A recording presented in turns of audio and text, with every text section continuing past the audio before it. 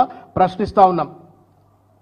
తెలిసినోడికి చెప్పచ్చు, తెలియనోడికి చెప్పచ్చు, కానీ మిడిమిడి జ్ఞానంతో మిడతలెక్క ఎగిసిపడేటోడికి మాత్రం ఎవడూ చెప్పలేడు. ఇవాళ రేవంత్ రెడ్డి పరిస్థితి అది. ఇవాళ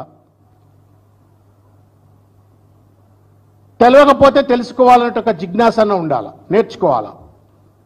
అది లేదు, ఏం చేయాలో తెలియదు. ఒకవేళ తెలిస్తే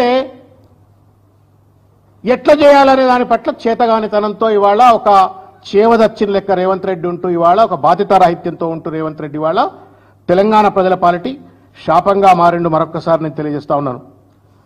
ఒక అవివేకి, ఒక అవివేకి, ఒక అజ్ఞాని, ఒక అవినీతిపరుడు, ఒక అనుభవరాహిత్యం ఉన్నటువంటి ఒక వ్యక్తి పరిపాలన చేస్తే ఆ రాష్ట్రం కానీ ఆ దేశం కానీ ఎంత నష్టపోతుందో ఇవాళ తెలంగాణ ఇటువంటి రేవంత్ రెడ్డి లాంటి ఒక అవివేకి, అజ్ఞాని, అనుభవ రాహిత్యం ఉన్నటువంటి ఒక వ్యక్తి, అవినీతిపరుడైనటువంటి రేవంత్ రెడ్డి నేతృత్వంలో తెలంగాణ సర్వనాశనం అవుతా ఉంది.